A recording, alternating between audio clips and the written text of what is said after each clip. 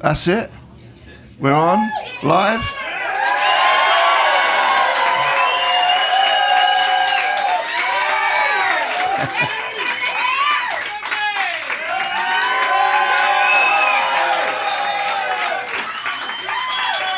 Okay, see you next week. Jonesy's Jukebox, KLOS, live from the Viper Room with my guest, Alice Cooper. How you doing? Good, as always. Thanks for coming. You have a lot of power in your little hand. You just go like that and they go, right? That's what they say. I like it. Stop it. Don't get me started. Everything goes there with me. Not that that's active anymore. Oh, man. So what's happening? You got a gig coming up. Oh, I got Australia coming up. Yeah, we got a thing with. We're going to Australia on the 1st and doing the big concert, for like a relief from the fire over there. Oh, with Queen. Yeah, us and Queen, and it's about 65,000 people. Yeah, and a bunch of bands, weird bands. So it's like Queen, Alice Cooper, Michael Bublé. Who's that? It's like. Everybody that's there at the point is going to be at this concert. Yeah. So it's but 65,000 people, and that's, I mean, how many ever heard of a country on fire? Maybe a house, maybe a city, but not the whole country's on fire. Is it still burning? Yeah, it's crazy. I remember years ago hearing that they would actually start brush fires deliberately. Yeah, but this is the whole interior. Yeah. The size of America. It's not in the cities, though, right? It burned the whole outback, but now everybody lives on the cities, and that's where, it's not going to stop till it gets to the ocean. You can answer that phone if you want. So a lot of bands are going there. I think Billy Idol just went there. I think he's doing a thing where he's giving the dough away to the. It's like Australia. Great rock country. I mean, you get over there and the audiences are really high energy audiences. And a lot of good bands came out of there. I loved that band Jet. Jet was good. Great rock band. A later band, yeah. Snotty little rock band, which is I like. The attitude was great. Rose Tattoo was a good band. Yeah. The Saints was a good band in the punk days. What was the other Bee Gee? Frank Highfield. The band called AC/DC. You've heard of them? Yeah. Remember Frank Highfield? Yeah. I remember you. He kind of yodeled. He had a yodel in it. And the other guy that went to jail, he did all the funny songs, Tie Me Kangaroo Down. Oh, Rolf Harris. Yeah. Did he go to jail? He got in a little trouble for some naughtiness. Yeah, but late in life. Yeah. Like 86, at 86, if you're caught with a 16-year-old girl, you should get an award, I think, Oh, you mean he was 86 when he started fiddling? No, I think he was doing it, but he didn't get caught till he was really old, from what I understand. But we did Sunrise. Remember that song, Sunrise? Sunrise early in the morning. Yeah, we did that song on the Love It to Death. We're talking gibberish to people in the audience. They have no idea. Anyways, he was a famous guy in Australia. He was big in England, and he could draw faces like right there. Really? He had a TV show. That was his whole thing. That. He was and he was a good musician. He drew. Everyone used to watch his show. Yeah. Tie me kangaroo down, mate. Tie me kangaroo down. It'll never be covered. Don't worry. But what you doing for what is money going to? Firemen? What's money for? I think it's just I think it's too. A lot of people even though nobody lives there. And there's still animals. People a lot there. of animals. 500 million animals That's died. a lot, man. Well, I think of it this way. Now, there's not one snake in Australia that's not poisonous. Every single snake there is poisonous. And the fire's going this way, and Sydney's here. Where are the snakes going? They're going underground. Sydney. They're all going to Sydney. Don't they go down there? Might be the most dangerous place in the world. Well, they go under. Yeah, but I mean, they're getting drawn this way. Yeah. So, I'm surprised that animals are normally hip to when there's something happening, and they just scarper the other way. Koala bears sleep 22 hours a day. Yeah. Now, you probably wouldn't think that I would know that, but I do. And so they're asleep, and here comes the fire, and it just wipes them all out. The kangaroos can get out of the way. They can run. Yeah. And also they can't survive if they can't eat at eucalyptus. Yeah. That's all they can eat. Yeah. What a shame. You're on that diet right now, right? The I'm on the eucalyptus diet, yes. Yeah. It's the new one. It's not paleo, it's the eucalyptus diet. It's good. I'm losing weight. But it'll be fun, though. The Australian... I got to tell you a great story about Australia. The very first time I went there, it's 27 hours to get there. And you finally get out there, and you're jet lagged, and there's this, there's a patio about 10 stories up. And I go out on the patio, and there's thousands of kids down there. And they're all going, so I'm going, I'm huge here.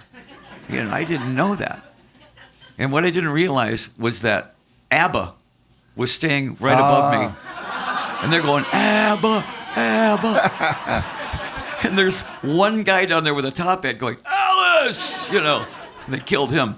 But I thought, man, I'm so big here. Then I look up, I go, oh, okay, sorry, it wasn't for me. The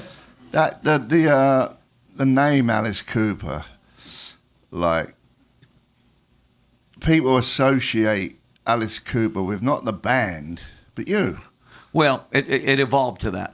Originally, the band was Alice Cooper, like Manfred Mann. There was nobody named Alice Cooper in the band. Yeah. It was just the name of the band. Yeah. And the reason we did that was we were the Nas before that. And then Todd Rundgren's band was the Nas. We found that out. Right. We were coming to L.A. and we had to change the name. And I thought, we came up with all kinds of names. There was the Husky Baby Sandwich, and things like that. They were just disgusting names. And I said, why don't we go the other way? I said, what if we call ourselves like a name for a little old lady that lives down the block that makes cookies for everybody? And I was thinking Betty Crocker, that kind of name. And the first name I said was, like Alice Cooper. And it stuck. It just stuck. Because we were wearing the makeup. Didn't it come up on a Ouija board? The Ouija board never happened. That was just... Yeah, the Ouija board was... A friend of mine and his mother did a Ouija board. And they said, who's Alice Cooper? And they said, Vincent Fournier. And they went on. And I believe that about as far as I can throw the Viper Club. Yeah. But then 13th Century Witch and all this. And I said, well, that's a much better story than just we came out of it. It's already starting with the... it had a great mystique to it. Yeah. But we were already glam. I mean, we were already a glam, hard rock Detroit glam band, which was weird because the two things kind of went against each other. Yeah. And I said, but if we call ourselves Alice Cooper, they're expecting a blonde folk singer. Yeah. And they get us. Yeah. And the first time we played as Alice Cooper, we played at a place called the Cheetah Club, and it was Lenny Bruce's birthday party. And it was the Doors, and it was all these great bands, in their prime. And we went on last. Everybody in that audience, there was 6,000 people on acid in the audience. And they were, it's so groovy to be here, it's so great. And then all of a sudden, the lights come up, and we all look like the Joker, And this is in 1968. Yeah. And it was like springtime for Hitler. The whole audience was... Yeah. And we cleared that room in 2 songs. And Frank Zappa heard about that and said, I want them. Anybody that can clear a room that quick, he says, has got something. And Shep was there. Yeah. Shep goes, yes, this is going to be good. Yeah. But we started out with Out in the Street by The Who. Yeah. That great big da-da-da-da-da-da-dum, da-da-da-da-da, And the lights come. We didn't have downlighting. We had uplighting. So it was that. You really look not great. Yeah, and nobody had ever seen horror rock at that time.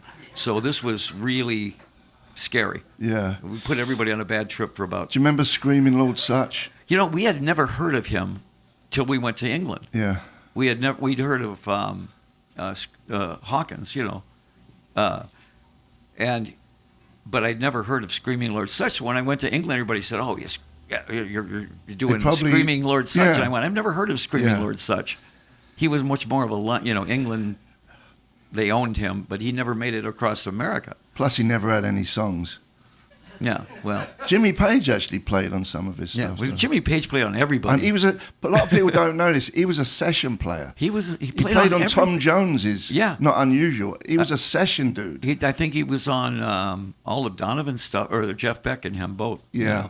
But he also played on, I think, Tobacco Road, Nashville Teens. Yeah. I mean, that's definitely not anybody in that band. Yeah. Yeah. We got to go and play a song. We're going to play a little song called 18 by Alice Cooper. Yeah. You're listening to Jonesy's Jukebox on KLOS, live from the Viper Room with Alice Cooper.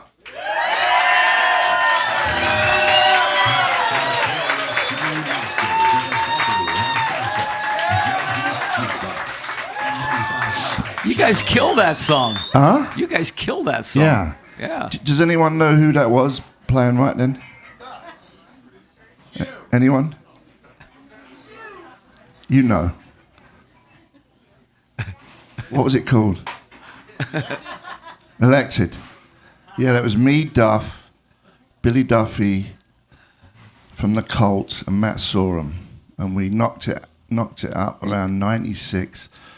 That was the end of it. The next thing I know, a year ago, it was on iTunes. When we wrote that song, we wrote that as a tribute to Pete Townsend.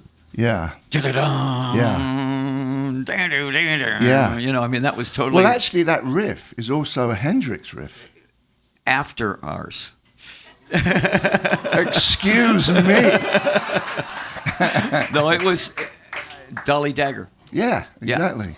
Yeah. But that song, it was number one in England because it was, and we are not political. Our band is so not political. It's we're the vacation from politics. But on that song, every 4 years we put it back in the set. Yeah. Like this year we're gonna, last year we had Trump and what was her name? Clinton, and they would come out at the end. And they would kind of shake hands, and then he'd pat her on the butt, and then she'd kind of push him, and pretty soon they're in an all-out fist fight. Yeah. And then at the end, there's this big kiss, this big, romantic kiss, and they go off hand in hand. And that was like the end of the show. And people, they loved the fact that, that they're beating each other up on stage. But that song's the perfect backdrop for that, So this year, we don't know who it's going to be. Why do you think no one's ever used that song in an election? I have no idea. It's bizarre, right? It's maybe it's too hard rock for them. It could be too hard rock. They always use songs that are like Winds of Change. Well, Fleetwood Mac. Yeah. What was the Fleetwood Mac one when Clinton won? Yeah. La la la la la la la. What was that one? Don't Stop. Yeah. Don't Stop Believing, that kind of thing. Well, they want to appeal to mid-America, whereas I think Elected might be a little bit hard rock for them. Really? I think anybody from Detroit running would certainly use it. Yeah. You guys killed it though. That's an awfully good band you're talking about there. Yeah. We could all play a little bit. Duff was an original vampire, Yeah. He was a vampire, and Matt too. Right. Matt played in the Vampires too. And then Duff got busy. Duff, the last thing we expected was Guns N' Roses to get back together, Yeah. But they didn't. I tell you what, it was like a rebirth. All of a sudden, Axl's early. Yeah. I wonder what happened, because he was so notorious. Bill Cosby becomes a rapist, the world's greatest athlete becomes a woman. Axl's early. That's all in that world right there, It's crazy. 18. The song we played before, Elected. I was going to tell you, but I wanted to save it on the air because it was important. That was a big song for the Sex Pistols. When we were looking for a singer, we was with Malcolm McLaren. Yeah.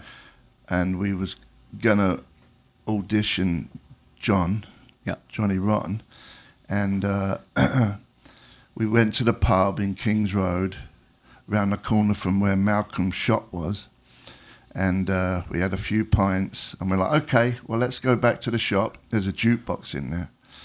And what song is on the jukebox that we play and John mimes to? Yeah. It's Elected. I mean, not Elected. Jesus! 18. 18, Yeah. sorry. And so that had a big significance for us. And he killed it? He was just taking the mick. That's great. I heard that he used to go down and the subways, and he and somebody else, it might have been Sid, I'm not sure who it was, but he and somebody else would go down there, and they play songs that everybody likes, Play songs. Right. But he was singing 18, I Love the Dead, all these horrific Alice Cooper songs, busking down there, and that's... That was always funny to hear somebody picking those songs. Yeah. Well, he's definitely a big fan of you. Yeah, he's we a all good was. Guy. Yeah. I mean, even in 72, 73, we used to, you were big. Like, what I could never figure out was why you were big there and Kiss was never big there. Well, we were kind of the original, and so I think what it was when we first came to England, people thought we were British. They actually thought we were British because there weren't any theatrical American bands. Yeah. And here we come over there, and we realized that the British loved the Hollywood publicity stunt. Yeah. And they loved it. Screaming and so Lord that's what we lived on. Yeah. So Shep gets a picture of me that Abaddon did, with naked. Driving on a except lorry. the snake coming, this giant snake, and he was a billboard. Yeah. And hires a lorry, a truck to go to Piccadilly Square on Friday afternoon and stall it. Yeah. Stall the truck, stop traffic all over in London. And there are pictures on the front page, and realize that we thought, well, we're going to jail. We know that. Yeah. And they loved it. They loved the idea that we did it. Yeah. To put them on. And so we felt, we have a home here now, because we're going to have a lot of fun with this audience. When we did Welcome to My Nightmare, the day after we did Welcome to My Nightmare at Wembley, kids on the street were wearing top hats, black under their eyes. It changed. The whole goth thing was born. Yeah. It was born right then. And I was going, look at that kid over there. Wow. Yeah. Because it was like a whole new style. There was a new swagger on the street, You sure they weren't ABBA fans? They were probably ABBA fans. ABBA was much darker than we were in a lot of ways. Oh man, that's good. That's good. Who was Shep Gordon, your manager, the old manager forever? Yeah. 51 years now. Yeah. Yeah. Is he still in Hawaii? Here. Is he still cooking? He's here. He's still cooking, but still the all-time manager. He's like the guy. The way I met Shep was this. We were so poor. We were living in the Chambers Brothers basement on Crenshaw in Watts during the riots. We couldn't put our heads up because there was a tank on the front. But Jimi Hendrix knew the Chambers Brothers really well. And Shep was probably doing something extremely illegal at the Landmark Hotel. Yeah. And everybody lived there. Jimi Hendrix lived there. Janis Joplin lived there. Everybody lived at the Landmark. And Jimmy said to Shep, he says, Shep, you're going to get caught, because you're the young guy with a lot of money and everything. You need to be a manager. I know this band that needs a manager. And he brought us over. Jimi Hendrix brought us over to meet Shep. I opened the door, and I couldn't see that far for smoke. It was just a wall of smoke. And we parted the smoke, and then there on the couch, all these guys that were, Morrison and Hendrix and all these guys were sitting there just like that. And I went, that's our manager. Yes. But we've been together 51 years, and we still don't have a contract. We have no contract. It's just, I trust him, he trusts me.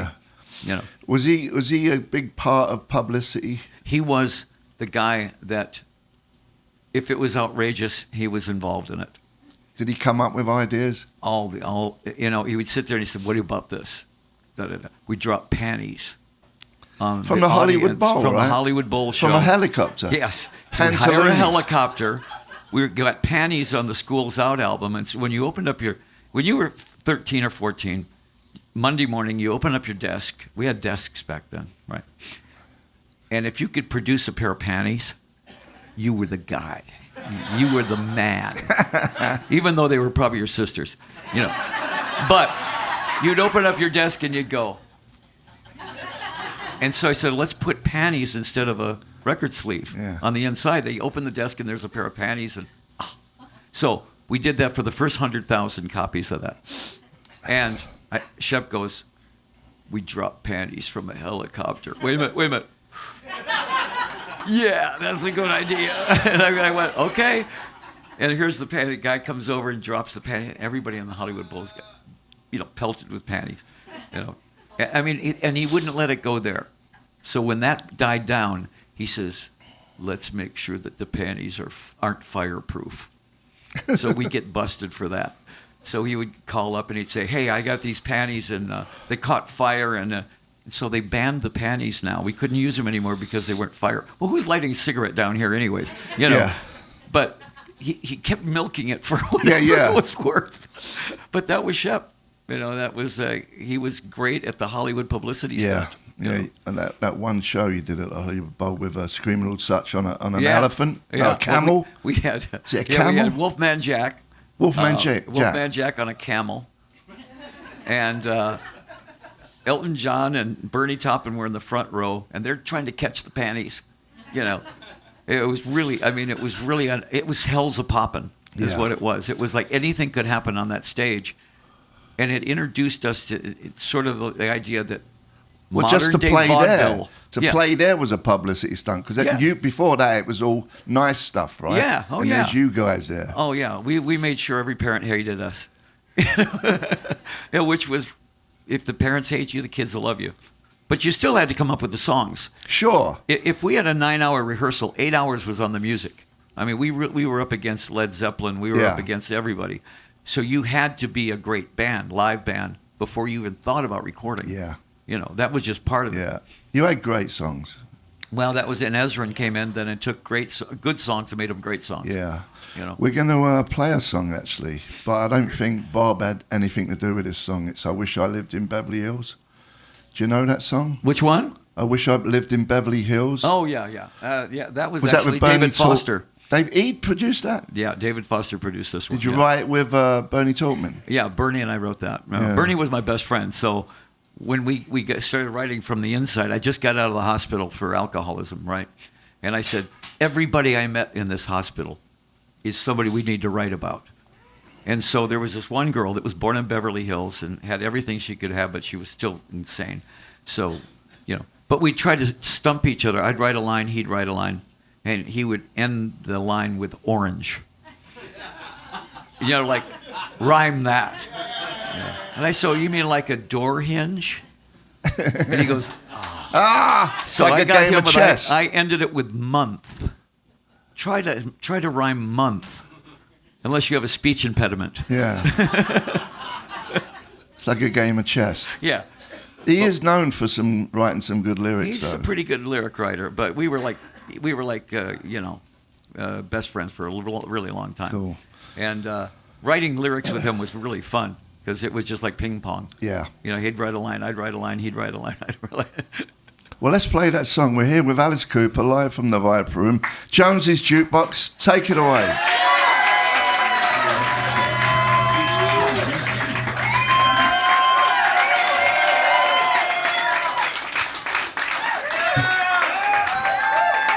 All right. Just a flip of his wrist and that happens. Just a mere... Yeah, amazing. Toss it away. I love that. Teach me that. Do you ever get sick of hearing yourself? I may be one of the only guys. I remember early on in my career, I heard Jimi Hendrix once say backstage, he says, if I have to play Foxy Lady one more time, and I went, what? I can't imagine not wanting to play that song. Yeah. But honestly, I never get tired of these songs. You get on stage, I don't like to rehearse them. Yeah, yeah. But you get in front of an audience and they react to those first couple of chords and you're going to play that song great that night. Yeah.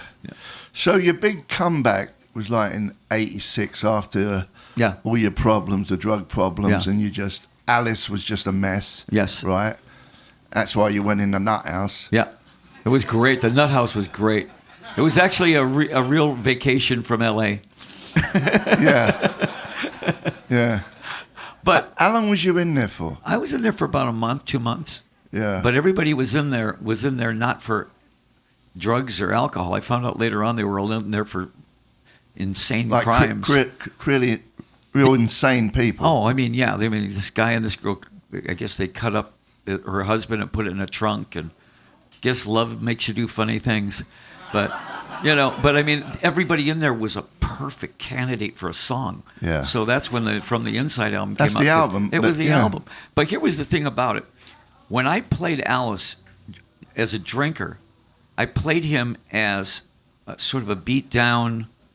He was the whipping boy for society, and all of those kids on the outside. That's who related to Alice Cooper, was the outsiders, right? When I got sober, I couldn't play Alice like that anymore. I said, "How am I going to play him now?" And I felt great, and I said, "I'm going to play him like a really arrogant villain. He's going to be Alan Rickman, just very condescending to everybody." And I said, that's the only way I can think to play him, and it's going to be much more fun to play that way. Yeah. And the audience loved it. They loved the fact that he wouldn't say thank you. He was just, but he would, kind of look at the audience in disdain. And at the very end of the show, he'd kind of let him in on it, But it's so much more fun to play the arrogant villain than it is to play the beat down character. Yeah. Because I wasn't beat down anymore. I felt great. Yeah. Who? But then you went on a. Oh, that was before the blow. Yeah, and then that arrogant character got really vicious. And you looked really ill, man. Yeah, but that if you were going to look at a character that was really scary, it was that character. Oh man, because that was during the that was real. That was a Special Forces tour, and he had the Chinese chopsticks through his hair, and his cheeks were like this, and I wouldn't want to meet this guy in an alley because he really looked like a hired killer. Yeah, And I look back at those pictures like, oh, yeah, well, I'm not that anymore. I don't know how I lived through that. But at least, it's documented. Yeah. It was cool. I think I scared everybody in that, even the band. It was a little frightening, yeah. Yeah. And when you came back, and who were them big muscly dudes on guitar? Kane Roberts. Kane Roberts, he had Stallone's body and Jerry Lewis's brain. Because here's this guy that would be like this, and he'd take his guitar and snap the neck off, and he was bigger than life. Great songwriter, played as good as Eddie Van Halen. He was like an incredible guitar player. And then you'd look over and he'd go, "What are we doing now with this? I don't know." And I never laughed so hard in my life as working with Kane. To this day, I get a phone call, "Hello," and I go, "Oh, here we go." He was the most fun guy to work with of anybody. Kane Roberts was. Still is. Yeah. He still is. And he still looks like that. It's amazing. But wasn't there two of them, though? The Steele brothers. There were two other guys who were weightlifters. One played drums and one played bass. Okay. So my whole band looked like this, something out of Conan the Barbarian. Right. But they were all good players. Yeah. And then there was this little skinny thing in the front, that was me. But that was a scary band.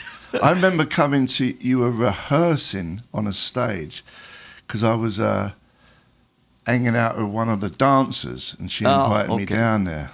So that was The Nightmare Returns, it was called, in 86 or something like that. Yeah. That was a resurgence of this character. Yeah. But I said to him, we are not going to do one ballad, no ballads, because I had 4 ballad hits in a row. When rock radio wouldn't play they wouldn't play rock. Yeah. They were playing disco. Yeah. So Kiss, Alice, Aerosmith, all they would play was ballads. And I didn't want the audience to think that that's all I did. I always put one ballad on every album. Everybody did that. Yeah. And so the album said I think it said, featuring no ballads. And it was Kane and I watching every splatter movie we could. And Constrictor and Raise Your Fist and Yell were just splatter albums. I mean, they were just like vicious, horrific lyrics. But he was such a great player, and it was pretty close to being metal. Well, that was the time, right? That was the whole new thing. Yeah. You know, Really aggressive. I mean, which you fitted in perfectly, though. Yeah. Oh, it worked. It worked great. You know, I mean, it was sort of reintroducing Alice as a new character. Yeah. Yeah. Yeah. Remember that band, Jethro Tull? Yeah. I always thought he was Jethro Tull, the singer. You know what I mean? You know what I said about but that, when the Sunset Strip hair bands happened, they all wrote great songs. Well, Desmond Child did, Yeah. and whoever else, Holly Knight, and all the other great writers. But the bands understood showmanship at that point. Every band did a show, right? Because video forced them into it. MTV. Video said you've got to be visual now. So now Poison and Warrant and Bon Jovi and Motley Crue, the videos looked spectacular. And these bands would get on stage and do that. So I thought it was a really healthy period in rock and roll because it was showbiz. Yeah. I mean, and then it went to grunge. Went just the total opposite of it. The roadie look. And then it went to flannel. I didn't quite understand that. I was going to take 20 buses, go to Seattle, pick up all the bands and take them to Disneyland for like a weekend because I said, you can't be this depressed. Come on. Well, I think Seattle's kind of a depressing place. Well, it was Rains a lot. It was a suicide and heroin capital. Yeah. I think it had to do with the weather. I never saw sunshine up there. Yeah. Weird. But what are you going to do? So you are actually, I'm going to plug you right now. Good. Not physically, but. I'll duck. Alice Cooper with Tesla and Lita Ford at the Hollywood Bowl on May 31st. Yes. I can't guarantee there won't be panties. Because, there might have to happen again. Pantaloons, yeah. Well, you have to. Caller 25 at 800-955-KLOS wins tickets. Yeah, it would be fun. The band I have right now is maybe the best touring band I've ever had. Anita Strauss on guitar. Yeah. Anita just won Best Guitarist of the Decade. She is an amazing guitar player. Glenn Sobel on drums, who won Best Drummer. So the band is like, Ryan Roxy and Chuck Garrick and Tommy, Hendrickson. It's amazing. The show is more theatrical than it was before. Yeah. Yeah. One more question before we knock it on the head. Back in the day, Steve Hunter and Dick Wagner. Were they in your band? Yes. I had them in the Welcome to My Nightmare show, which was a 2-year tour that went on forever. They played on all the big... They played in everything. On all the songs. In fact, Steve Tyler used to say he was so jealous of them. He used to say, how's the dynamic duo? Because I had Hunter and Wagner in the band. Fantastic guitar players. They were incredible. Still, Dick passed away. But I wrote almost every one of the hits after I left the original band with Dick Wagner. Yeah. So, we wrote a string of hits together.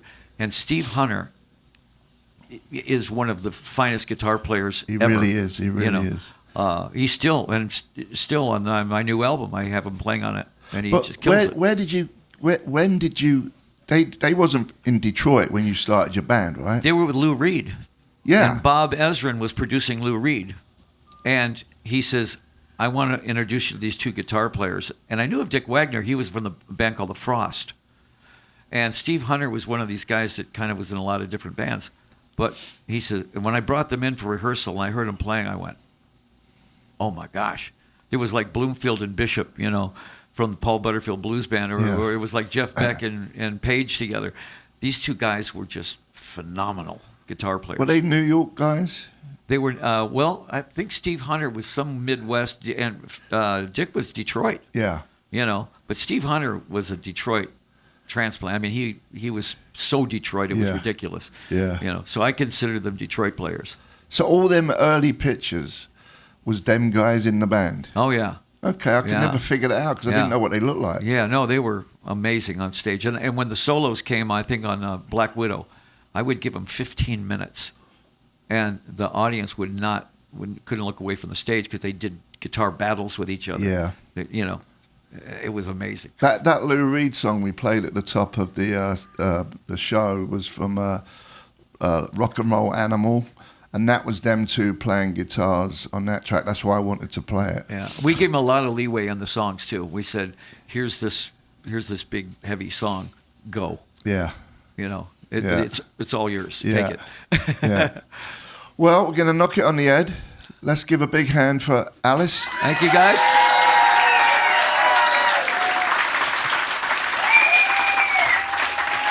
Thank you.